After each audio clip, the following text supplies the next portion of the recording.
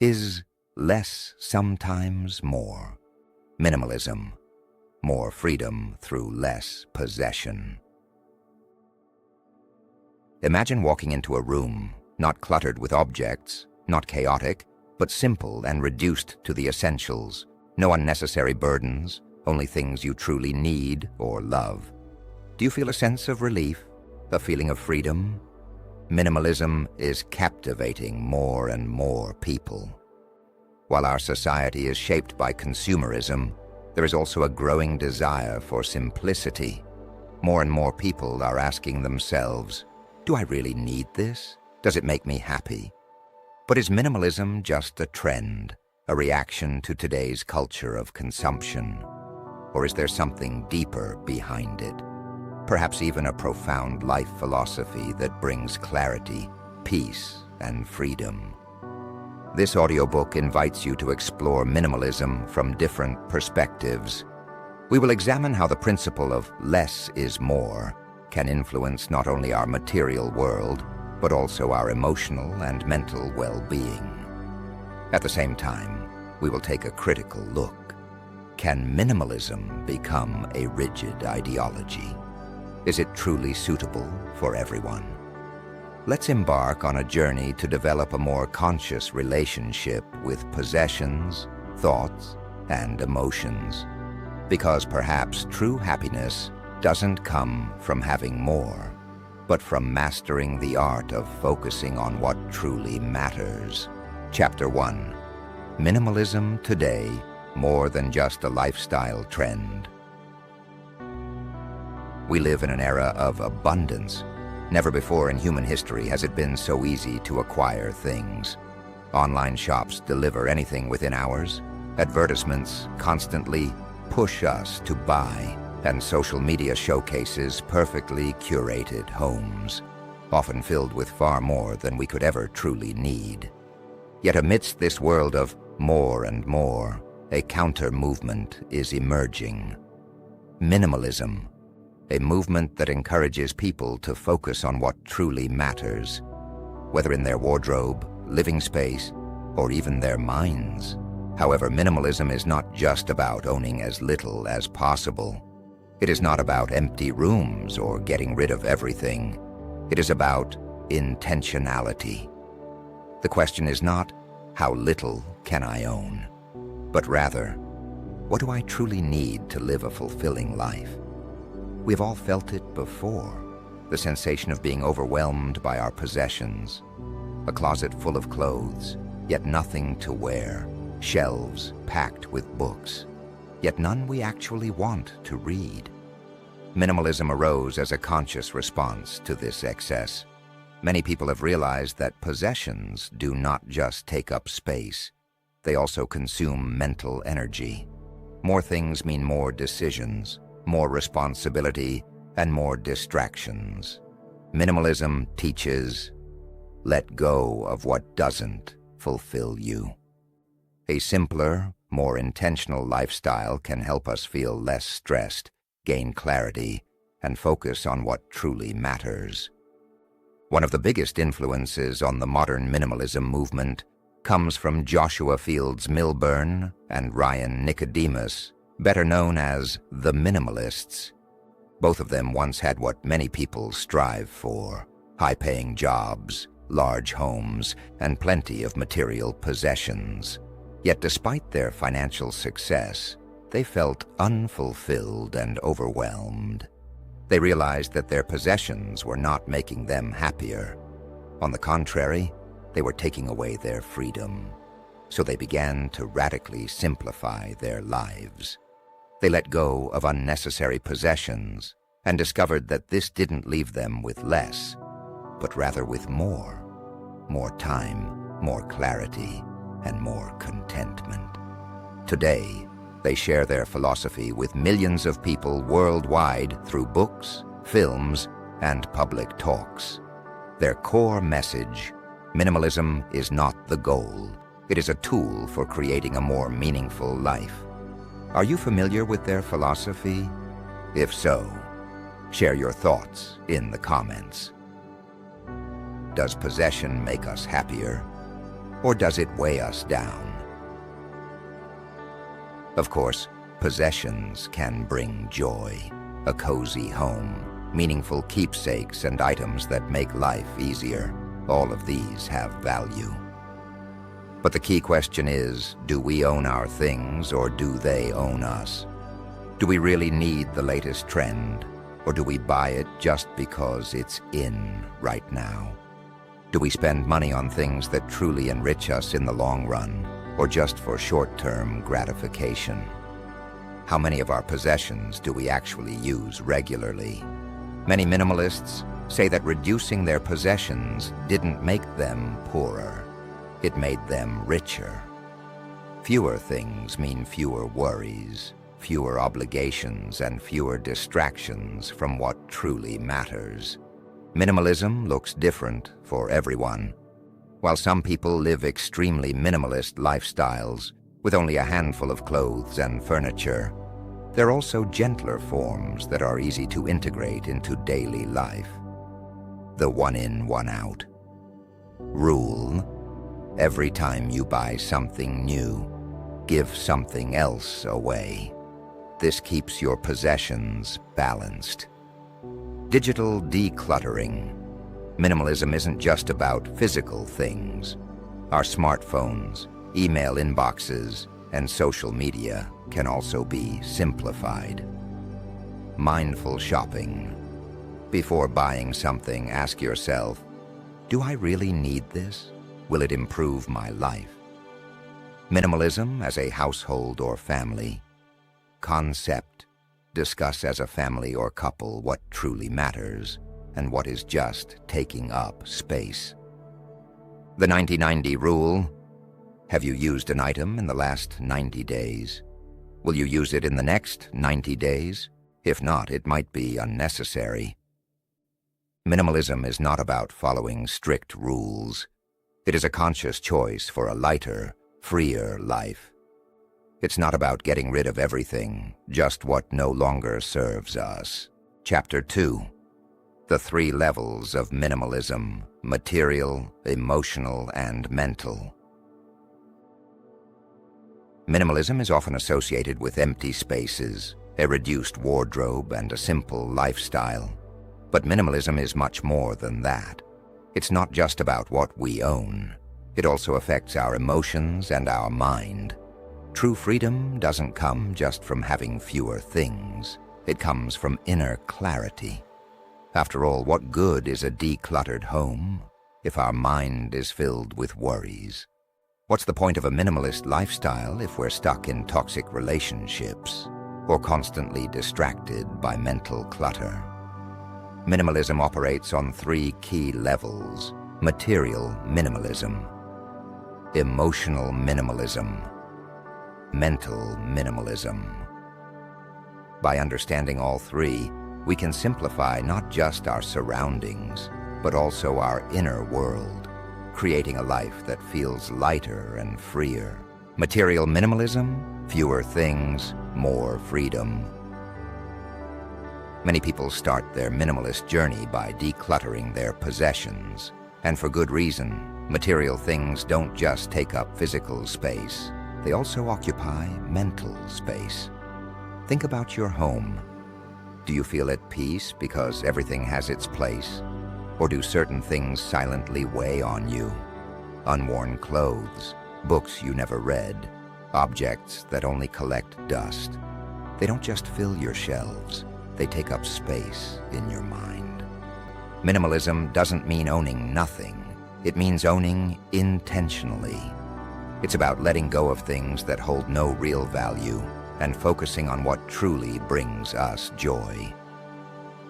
Simple principles for practicing material minimalism: quality over quantity. Own fewer, but higher quality items that last. The 20-20 rule.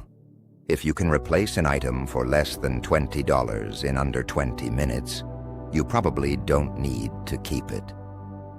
The joy check method. Hold an item and ask yourself, does this enrich my life? If not, can I let it go? Less consumption, more awareness. Every purchase should be a conscious decision, not an impulsive reaction to ads or trends. When you own less, you clean less, repair less, and manage less. What remains is clarity and the freedom to focus on what truly matters.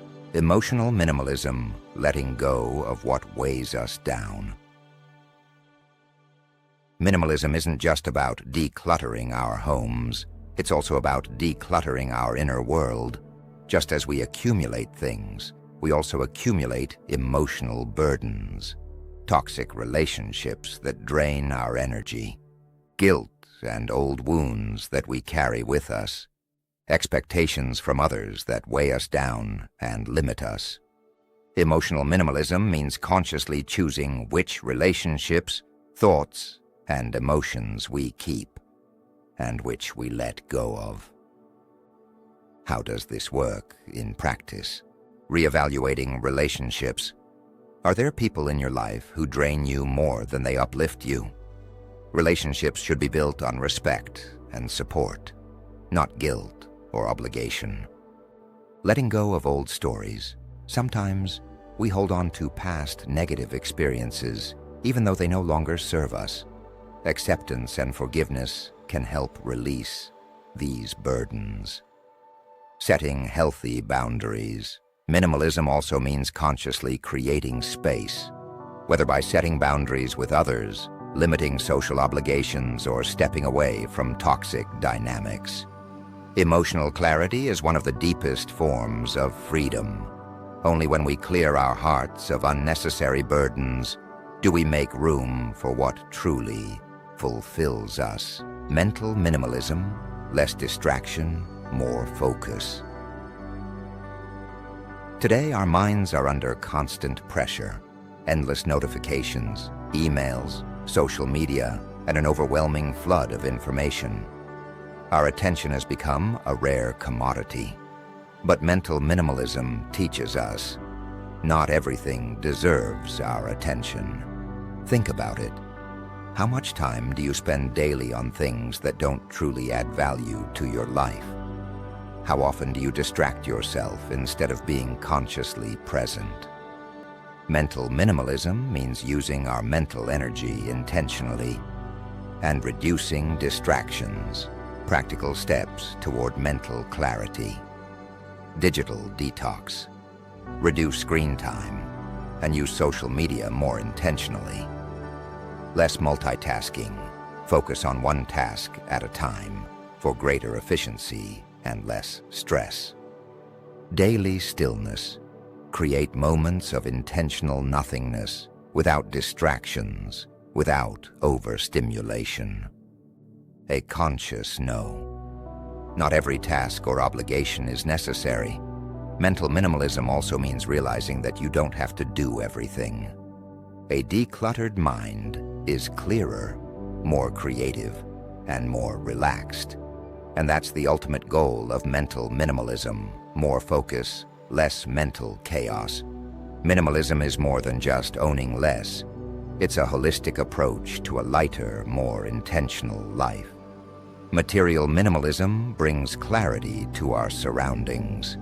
Emotional minimalism frees us from past burdens. Mental minimalism gives us greater focus and inner peace. Maybe you can start today with a small step. Let go of an item that no longer brings you joy. Release an old worry. Consciously ignore a digital distraction. Because in the end, minimalism is not about restriction. It is an invitation to freedom. Chapter 3. Minimalism as an ancient philosophy, an idea that's not new. Minimalism is often seen as a modern movement, a response to the overwhelm of consumerism, digital distractions, and constant stimulation. But in reality, minimalism is not a recent invention. The idea of achieving more with less goes back centuries, to ancient philosophical and spiritual traditions that recognized the power of simplicity. From Buddhist monks who deliberately renounced material possessions, to Stoic philosophers who taught that true happiness lies not in having but in being. Minimalism has always been a path to freedom. While early minimalism was often rooted in spiritual or philosophical motivations, today's version is more commonly a conscious choice against the pressures of consumer culture. Let's explore the wisdom from the past that still inspires us today, and how modern minimalism differs from earlier movements, Buddhism and Stoicism, less as a path to wisdom. The idea that less can be more is deeply embedded in Buddhism.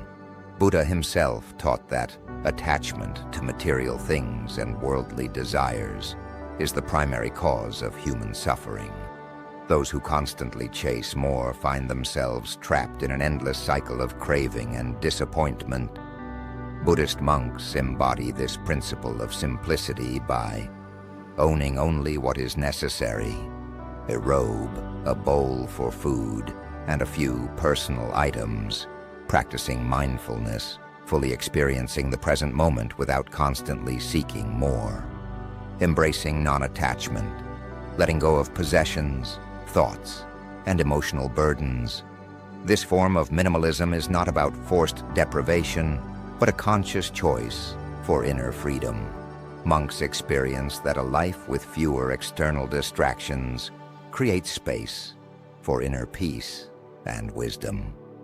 A similar philosophy was embraced by Stoicism, a school of thought from ancient Greece and Rome.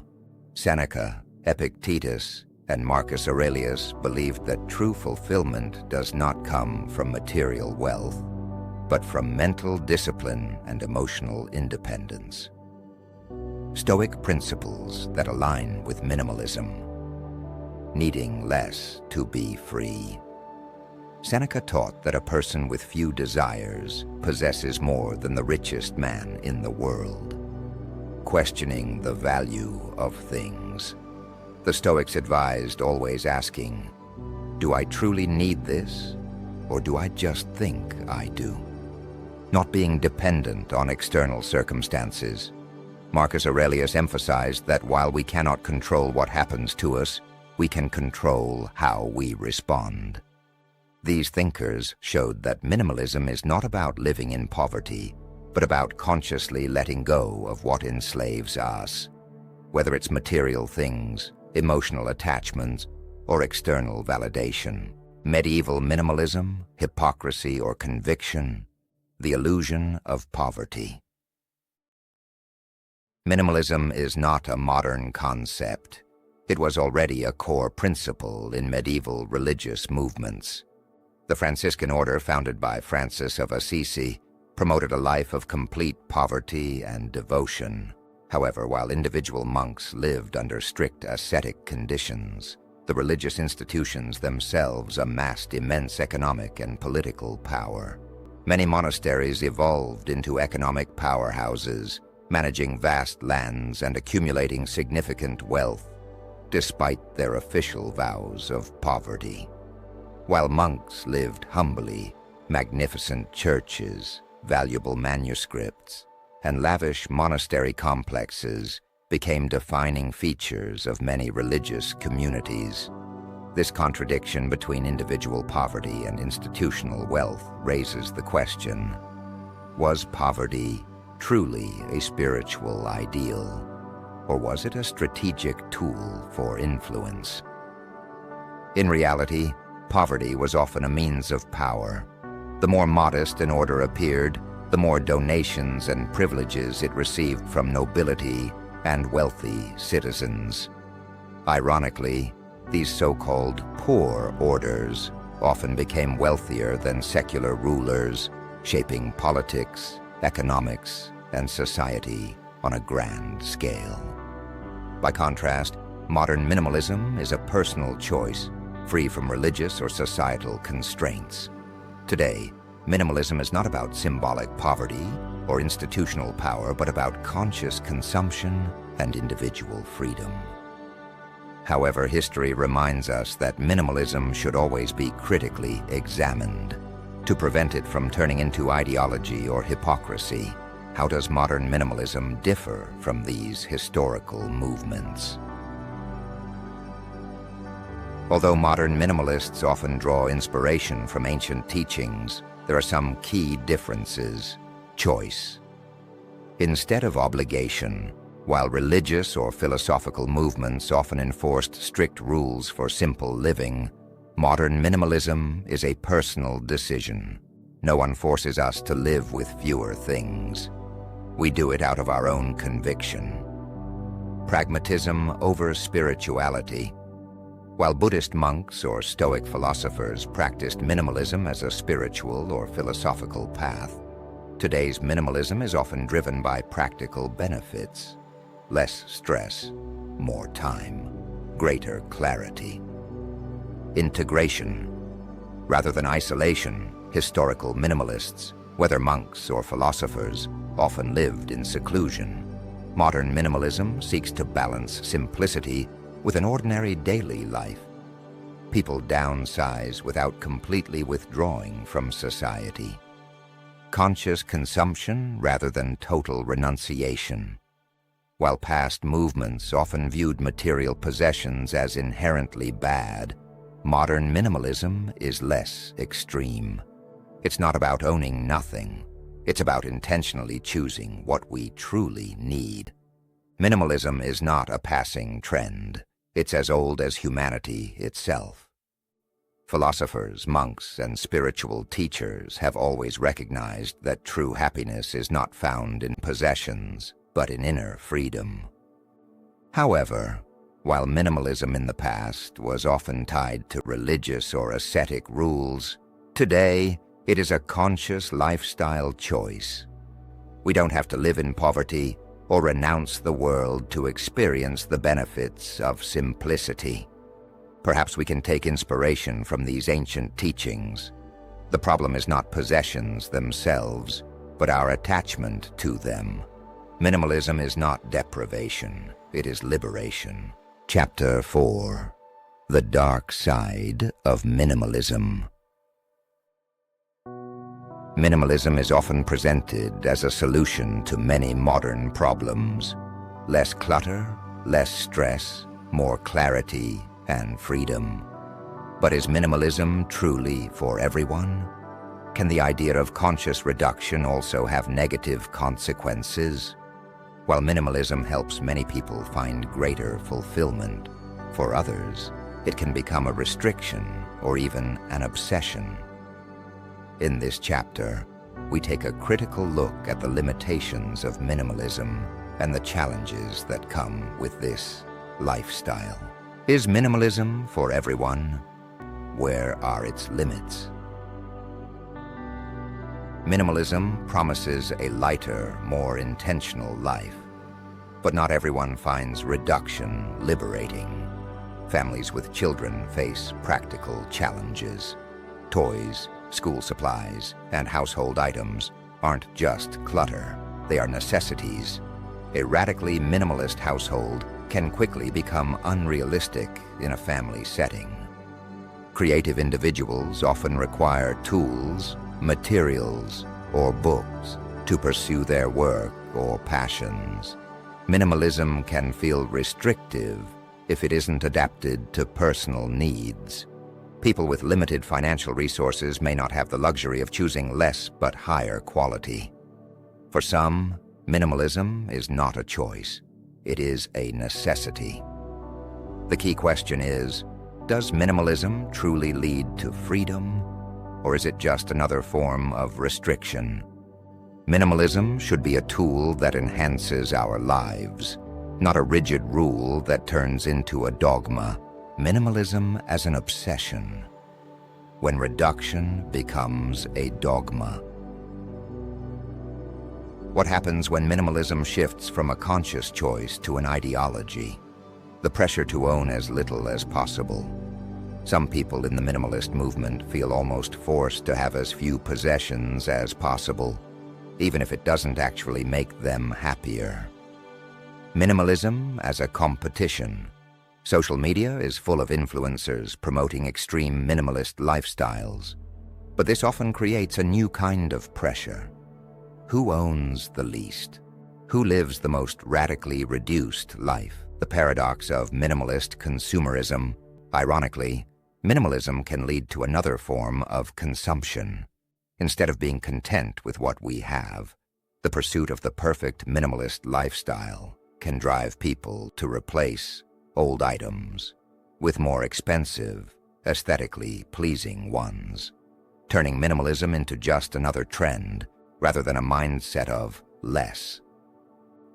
Minimalism should not be a rigid rule, but a personal balance between ownership and awareness.